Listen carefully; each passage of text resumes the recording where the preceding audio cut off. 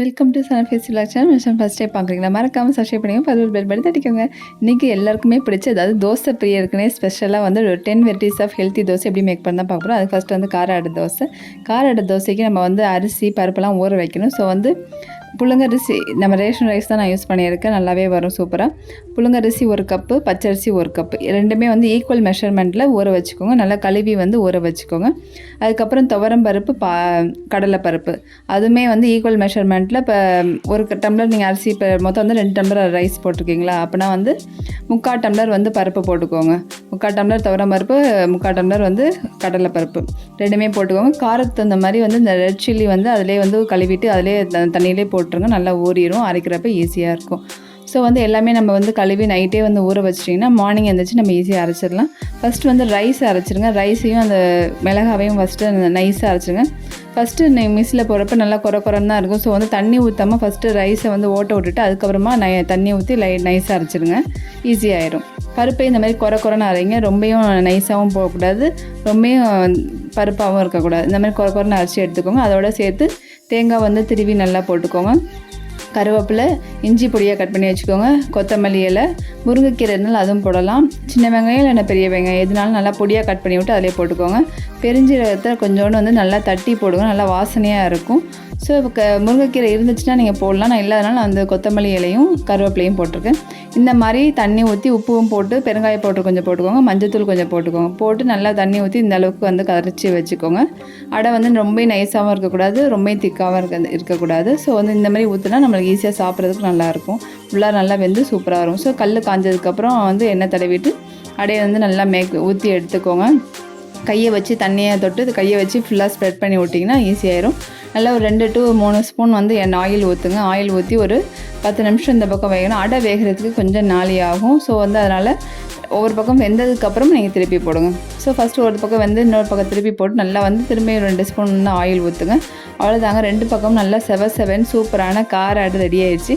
இதுக்கான காம்பினேஷன் வந்து தேங்காய் சட்னி நல்லாயிருக்கும். கண்டிப்பாக அதை ட்ரை பண்ணி பாருங்கள். நெக்ஸ்ட் வந்து தூதுவளை தோசை. ஸோ தூதுவளை வந்து நம்ம எல்லா இடத்துலையுமே நம்மளுக்கு கிடைக்கும். இந்த இப்போது வேலிங்களெல்லாம் நிறையா இருக்கும். ஸோ வீட்லேயுமே நீங்கள் வச்சுக்கோங்க. சளிக்கு ரொம்பவே நல்லது தூதுவளை. ஸோ இந்த தூதுவளையே அந்த முள்ளெல்லாம் எடுத்துட்டு நல்லா வாஷ் பண்ணிவிட்டு இந்த மாதிரி மிக்சியில் வந்து அரைச்சி வச்சுக்கோங்க.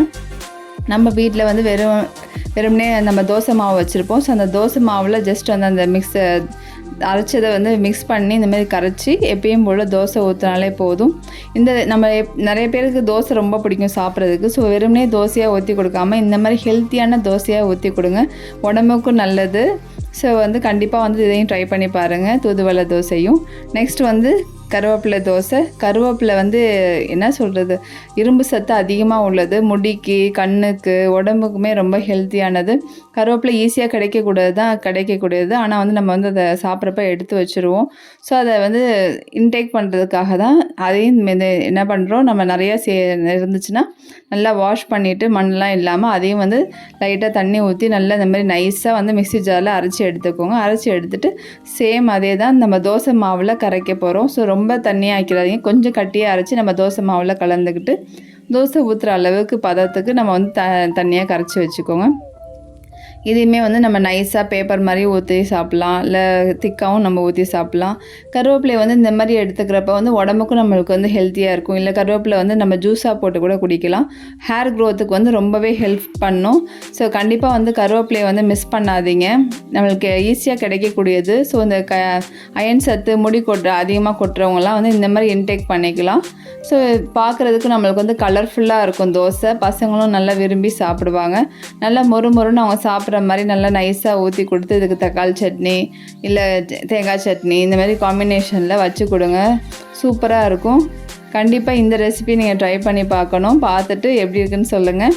ஸோ நெக்ஸ்ட் வந்து கோதுமை தோசை தான். கோதுமை தோசை நிறைய பேருக்கு பிடிக்காது. ஸோ செய்கிற மாதிரி செஞ்சிங்கன்னா நல்லாவே சூப்பராக இருக்கும்.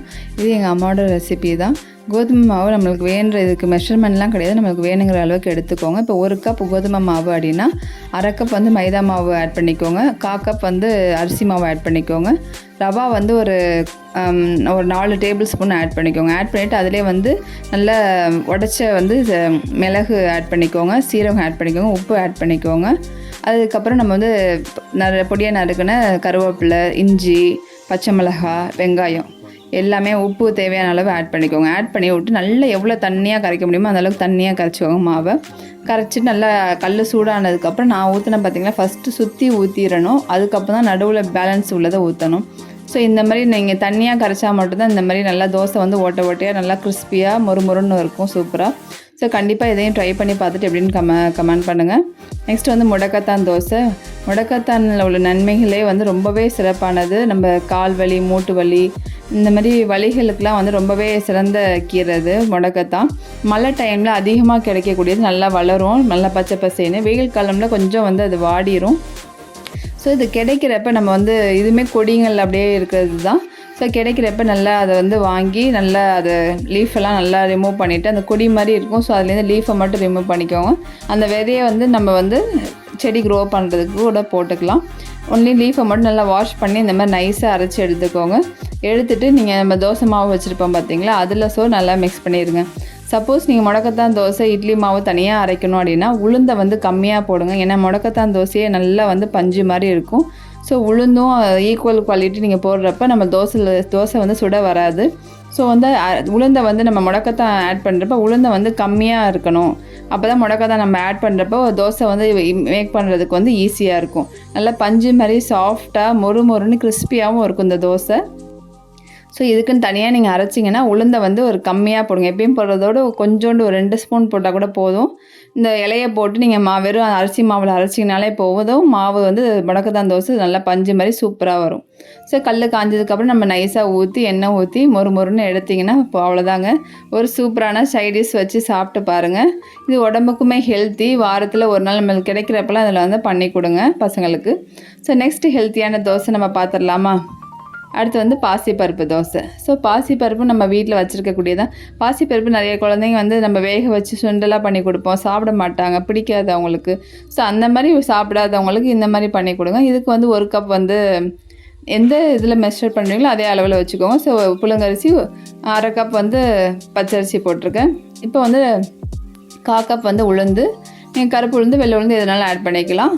கொஞ்சம் ஒரு 2-3 டேபிள் ஸ்பூன் வந்து வெந்தயம் ஆட் பண்ணி நல்லா கழுவி ஊற வச்சுருங்க. அதுக்கு முன்னாடி வந்து நம்ம பாசிப்பருப்பை நல்லா ஊற வச்சுட்டு ஒரு ½ டே காலையில் ஊற வச்சிங்கன்னா ½ டே ஊற வச்சதுக்கப்புறம் மீதி ½ டேக்கு நல்லா முளை கட்டி ஈரத்துணியில் கட்டி வச்சிட்டிங்கன்னா நல்லா முளைச்சி வந்துடும். ஸோ மார்னிங் வந்து 2 ரைஸையுமே நல்லா அரைச்சி நம்ம வச்சிடலாம். தனியாக நானும் மிக்ஸி ஜாரில் தான் இதை அரைச்சிருக்கேன். ஸோ நீங்கள் வந்து சப்போஸ் உங்கள்கிட்ட இட்லி மாவு இருந்துச்சு அப்படின்னா வெறுமனே பாசிப்பருப்பை முளை கட்டி நம்ம மிக்ஸி ஜாரில் அரைச்சி அதில் மிக்ஸ் பண்ணிக்கலாம்.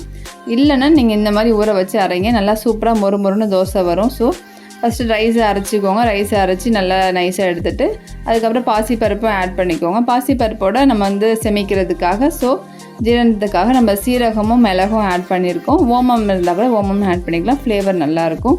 நம்ம வந்து பருப்பு எல்லாம் மோஸ்ட்டாக நம்ம எந்த ஒரு பருப்பு ஐட்டம் செஞ்சாலும் அதில் வந்து பெருங்காயத்தூள் ஆட் பண்ணுவோம். அப்போ தான் வந்து நம்மளுக்கு ஈஸியாக வந்து ஜீரணம் ஆகணும் அப்படிங்கிறதுக்காக அதை ஆட் பண்ணுறது தான். இப்போ அந்த மாவை வந்து நல்லா உப்பு போட்டு நல்லா கரைச்சி வச்சுக்கோங்க. கரைச்சி வச்சுட்டு நீங்கள் நைட்டு வந்து இதை ஊற்றிக்கலாம். மார்னிங் இந்த மாவு ரெடி பண்ணி வச்சிட்டிங்கன்னா நைட்டு ஊற்றுறதுக்கு அந்த மாவு வந்து நல்லா புளிச்சு நல்லா சூப்பராக இருக்கும்.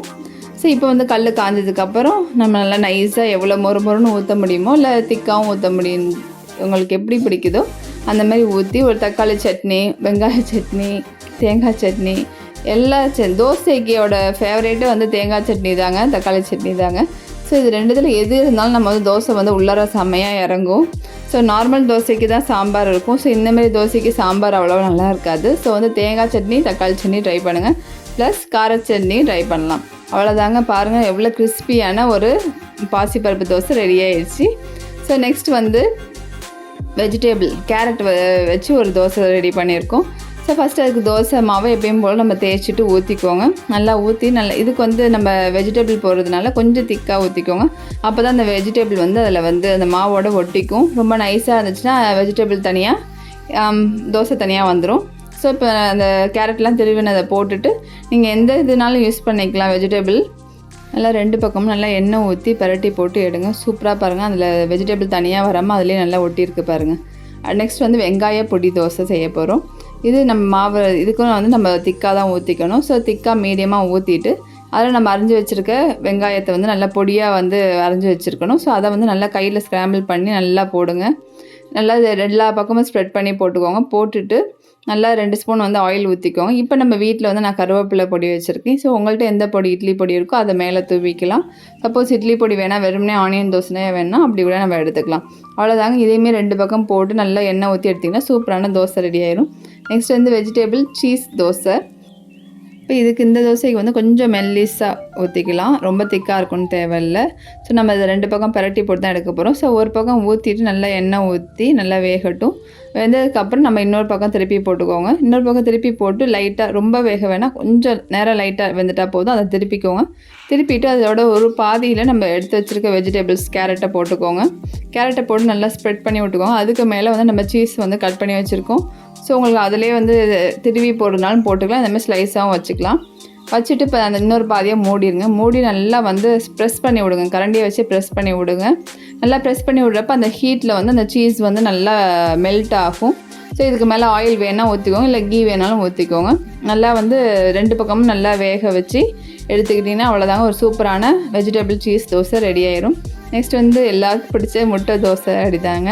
எத்தனை தோசை சாப்பிட்டாலும் முட்டை தோசை சாப்பிடாம நிறைவே அடையாது. ஸோ இதுக்கு முட்டை தோசைக்கு நம்ம எப்பயும் போல் நைஸாகவே ஊற்றிக்கலாம், இல்லை திக்காக வேணாலும் ஊற்றிக்கலாம்.